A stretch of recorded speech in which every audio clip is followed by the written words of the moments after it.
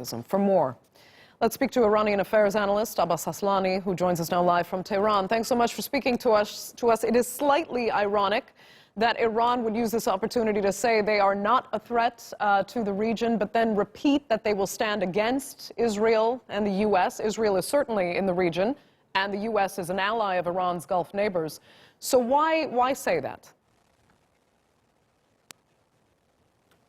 Well, Iran has all along said that it will not start any attack against any country in the region, but it is preparing for any defense if it is needed in future.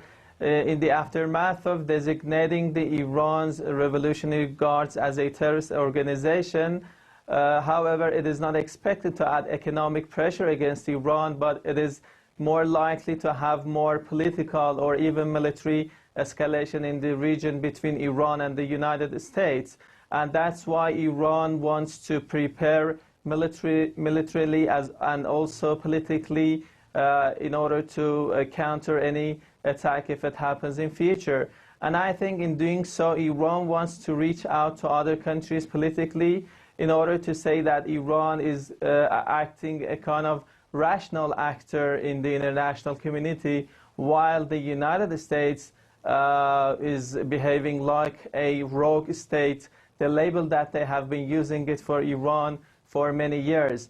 But in the comments made by the president today against Israel, I think what Iran wants to do is that in the shadow of issues like ruling out the two-state solution as well as annexation of West Bank to Israel, I think what Iran wants to is to mobilize the Islamic world or the Muslim world, and in order to make a potential or capacity against Israel as well as the United States, the two of which are trying to bring a campaign against Iran or even initiate a war against the country. Right. But I mean, Iran has long said it wanted Muslim unity in the region. It's tried to appeal for that. It's never quite worked. There's always been this great divide in the Gulf in particular.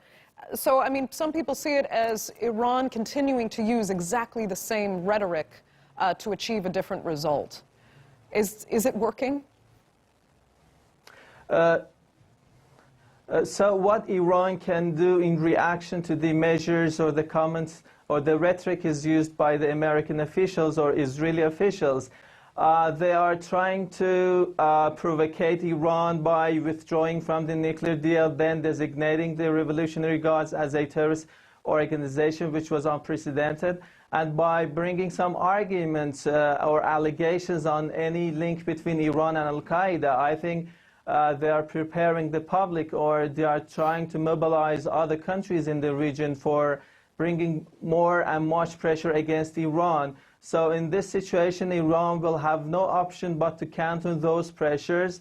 And I think preparing the military means or defense against those pressures is the least Iran can do. And if you compare Iran to other even small countries in the region like United Arab Emirates or Saudi Arabia, or if you compare the military budget or the military weapons or arms they have bought, Iran will have much less costs or even weapons in doing so. So I think the provocation is happening from the other side, and what Iran is doing is trying to say that it will defend if it's attacked. Okay, Abbas Aslani, we'll have to leave it there. Thank you so much for that from Tehran.